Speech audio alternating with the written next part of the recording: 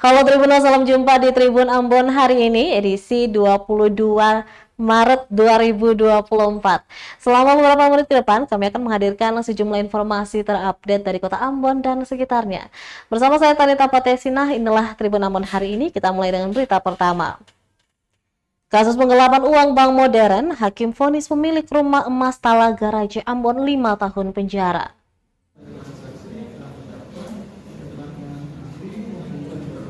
Pemilik rumah mewah yang sempat viral di Talaga Raja Ambon, Denny Franklin Saya, divonis 5 tahun penjara. Denny Saya selaku mantan kasir accounting kantor pusat operasional di PT BPR Modern Express itu merupakan terdakwa kasus penggelapan dana di Bank Kreditan Rakyat atau BPR Modern Express Ambon. Vonis dijatuhkan Ketua Majelis Hakim Haris Tewa didampingi 2 hakim anggota lainnya di Pengadilan Negeri Ambon Kamis 22 Maret 2024 sore. Terdakwa juga divonis membayar denda sebesar 10 miliar rupiah dan subsidiar selama 6 bulan penjara.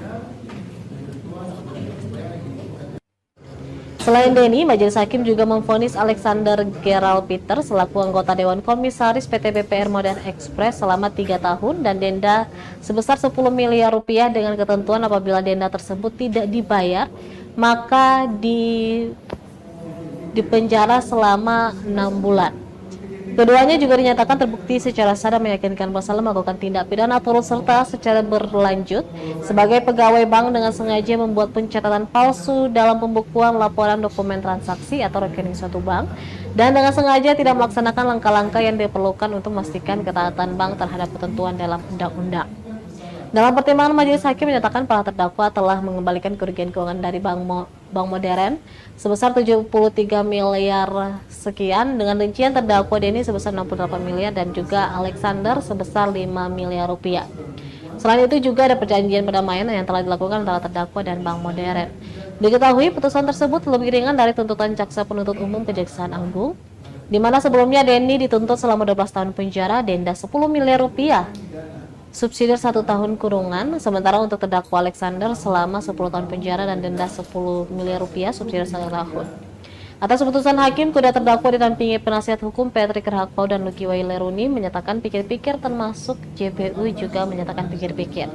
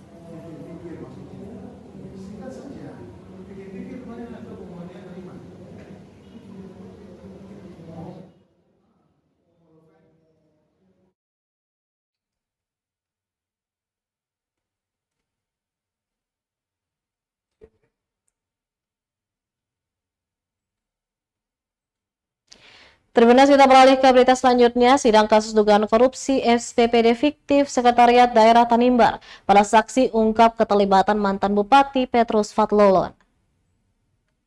Mantan Bupati Kabupaten Kepulauan Tanimbar, Petrus Fatlolon, dihadirkan dalam persidangan kasus dugaan korupsi SPPD fiktif di Sekretariat Daerah Kabupaten Kepulauan Tanimbar, Kamis 21 Maret 2024. Fatlolon menjadi saksi untuk 2 terdakwa yakni mantan Sekda Ruben Morel Kosu dan mantan Bendahara Pengeluaran Sekretariat Daerah Petrus Masela. Ia dihadirkan bersama 6 saksi lainnya yakni penjabat Bupati KKT Peterson Rangkoratat, Kabak Humas Kabupaten Kepulauan Tanimbar Blendi Sohoka, Ketua Klasis Tanimbar Utara Sena Slarmanat, Sekretaris Klasis Yun Lopulalan, Sopir Sekretaris Daerah Peter Matruti dan pengacara Antoni Hatane. Sidang dipimpin Hakim Ketua Rahmat Selan dan didampingi 2 hakim anggota lainnya dan berlangsung di Pengadilan Tipikor pada Pengadilan Negeri Ambon. 5 saksi dalam kasus tersebut mengungkapkan adanya keterlibatan Petrus Fatlolon dalam aliran dana hasil SPPD fiktif. Salah satunya dari keterangan saksi Blendi Sohoka yang dicecar jaksa penuntut umum saat ditanya sejumlah uang untuk para pendeta di gereja Sheba Larat atas perintah Petrus Fathlolon. Blendi mengaku hal tersebut benar dan ia mengatakan memberikan uang sebanyak 25 juta kepada para pendeta atas perintah dari Fathlolon.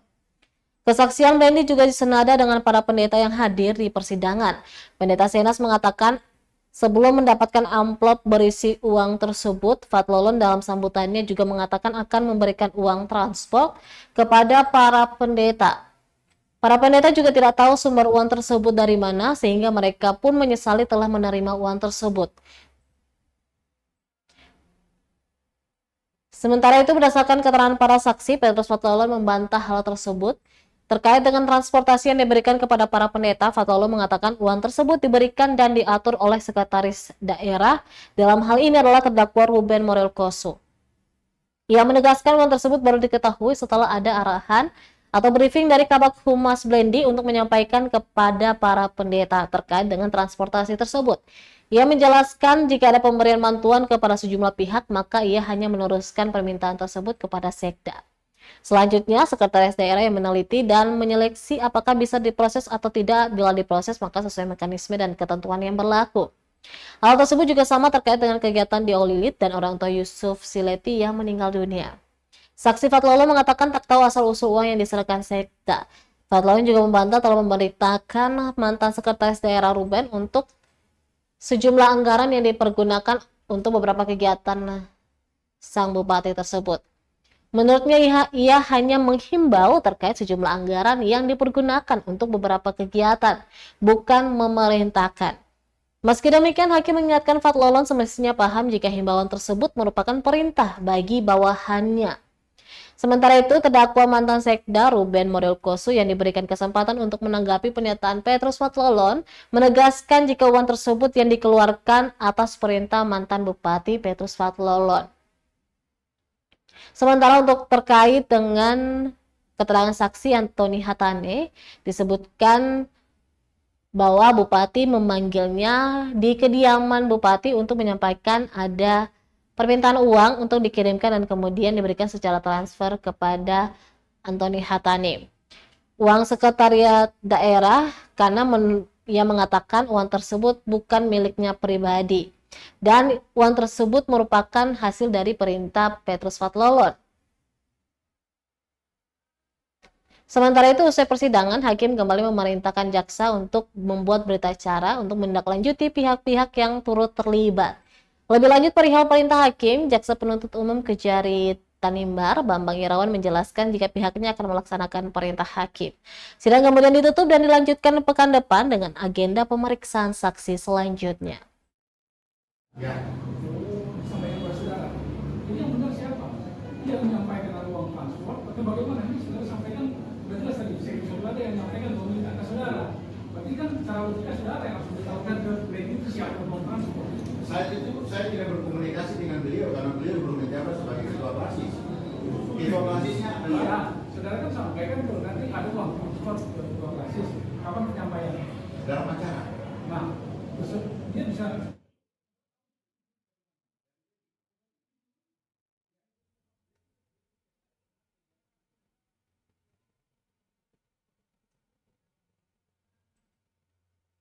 Terlibat secara langsung penggelapan uang Bank Modern Express, hakim vonis 4 direksi 1 tahun masa percobaan. Tribuners tak terlibat penggelapan uang BPR Modern Express, hakim vonis 4 direksi 1 tahun masa percobaan. Majelis Hakim Pengadilan Negeri Ambon menjatuhkan vonis selama 6 bulan penjara dengan masa percobaan selama 1 tahun terhadap 4 direksi PT BPR Modern Express. Keempatnya yakni Walter Dev Enko, Yance Saya, Frank Heri Titahelu, dan Fronsky Calvin Saetapi. Majelis Hakim juga memutuskan bahwa para terdakwa tidak mesti menjalani vonis tersebut jika dalam kurun waktu 1 tahun berkelakuan baik. Artinya para terdakwa diberikan masa percobaan selama 1 tahun. Vonis tersebut dijatuhkan Majelis Hakim dengan pertimbangan para terdakwa tidak terbukti ikut serta dengan terdakwa Denny Saya Berkas terpisah selaku mantan kasih accounting kantor pusat operasional di PT BPR Modern Express yang menggelapkan dana di BPR Modern Express Ambon. Keempatnya dinyatakan lalai dalam pengawasan sehingga menyebabkan terdakwa Denny bisa menggelapkan uang di PT BPR Modern Express sebanyak 73 miliar rupiah.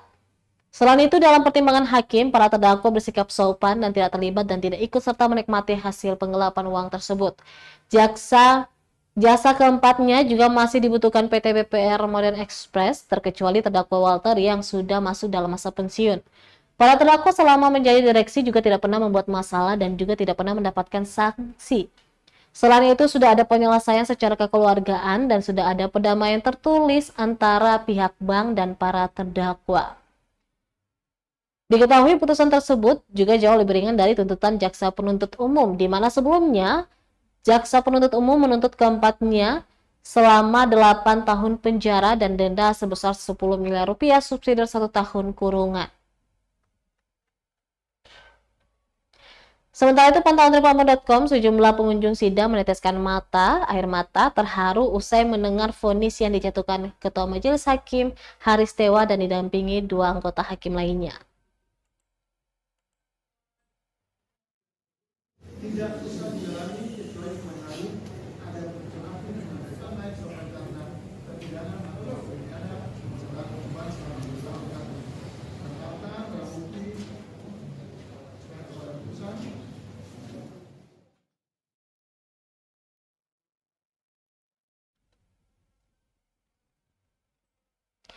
Kita beralih ke berita selanjutnya. Tribunnews, kronologi kebakaran pom mini di Masohi terjadi ketika pemilik isi BBM pakai pompa listrik.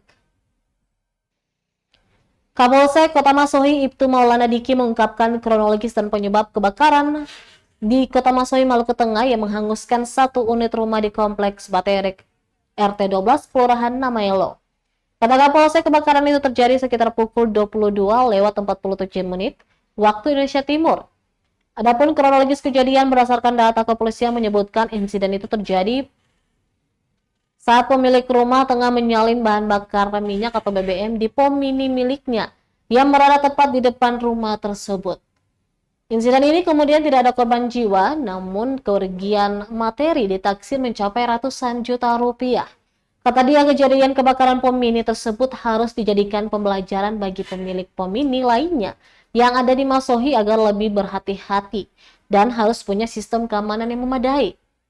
Kejadian tersebut juga, kata dia, akan menjadi bahan evaluasi Polsek dan jajaran pemerintah Kecamatan Masohi.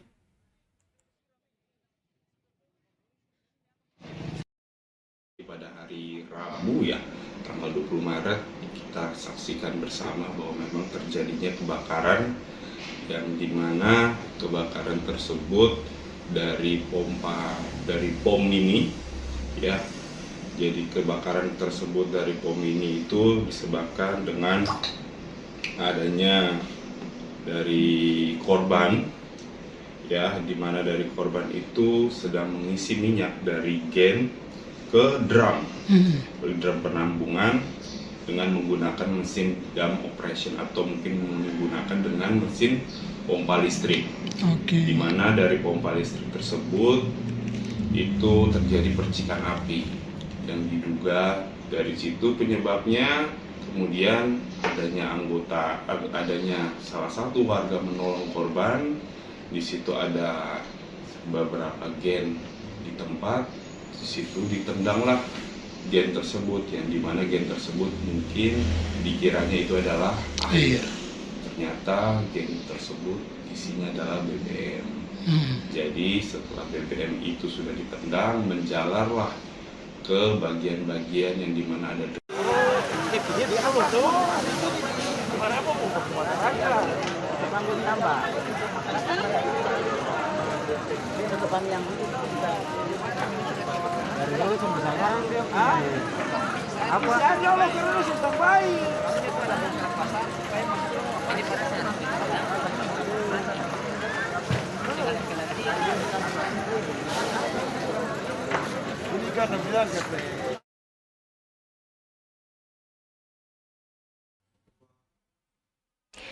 Tribuners, kita beralih ke berita selanjutnya. Mangki rapat stunting, Sekda Malra tegur kepala OPD yang dianggap tak serius. Kurangnya kehadiran kepala organisasi perangkat daerah atau OPD pada rapat tim percepatan penurunan stunting tahun 2024 mendapat sorotan Sekretaris Daerah Kabupaten Maluku Tenggara Nikodemus Ubro.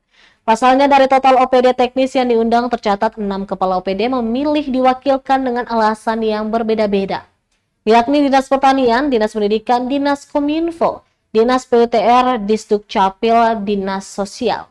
Menurutnya rapat ini membicarakan hal-hal prinsip yang di dalamnya juga menyangkut pengambilan keputusan dan tidak bisa diwakilkan.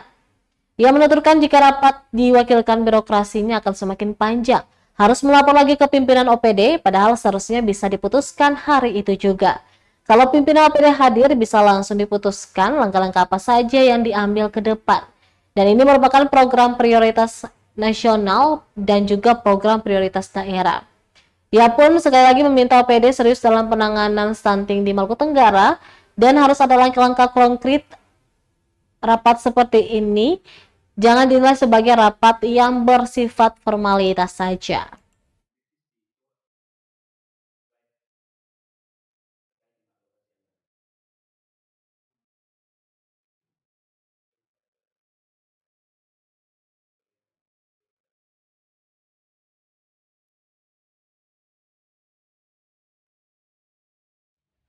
Beda kabupaten yang mau nanti yang sudah tuntas di web kita itu yang satu adalah asing.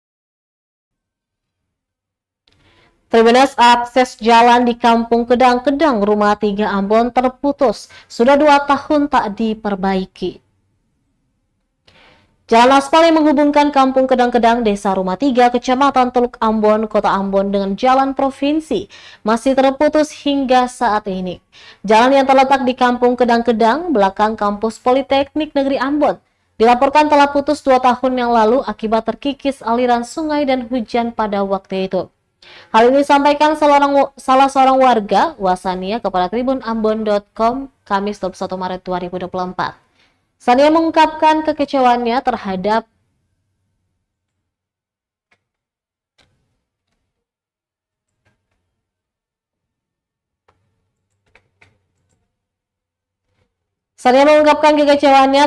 lambannya penanganan masalah ini.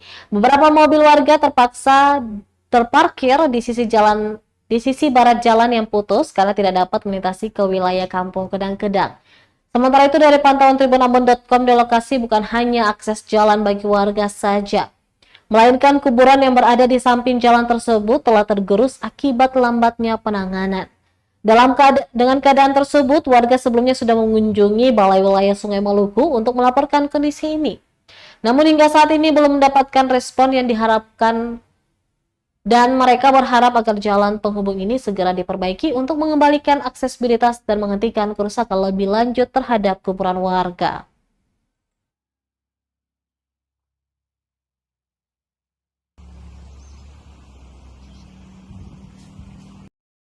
Di sini orang sakit pun begitu. Kalau saya di ujung kuburan sana, otostop di sana, saya susah lewat. Baru pikule jenazah ke sini ya. Paling setengah mati. Kalau tete onco dengan Kubur talapas. Talapas. Sekitar 10 kubur begitu ya. Iyo, di kubur ujung apalah sebelah bela sini. ini. Iyo, Dari ujung kamu ujung kamuka sekali tuh. Barang banjir paling kuat. Pohon kelapa, pohon bambu talapas. Hitungan di kubur itu. Talapas.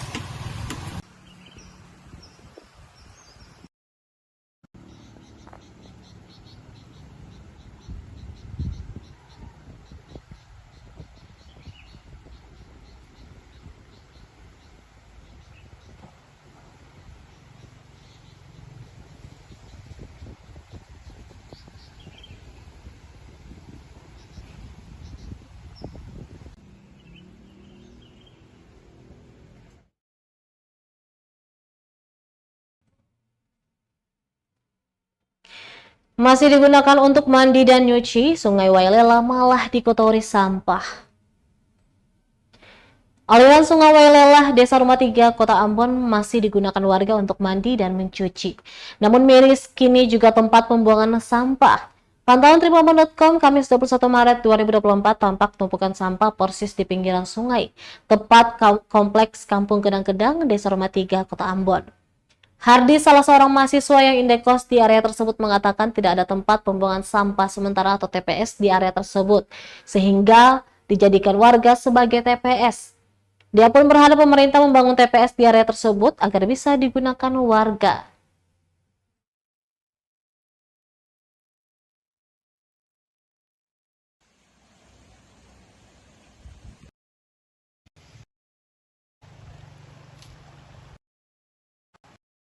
Ada penyediaan tempat sampah untuk warga membuang sampah di tempat sampah tersebut saja. Warga buang sampah di tempat yang sembarangan, terutama lagi dong buang sampah di sungai, yang sebenarnya sungai itu tempat pencucian pakaian warga dan mungkin ada tempat untuk dilakukan pemandian juga. Sehingga kalau sampah sudah dibuang di sungai, kemudian warga melakukan pencucian, itu bisa-bisa nanti akan tercemar juga.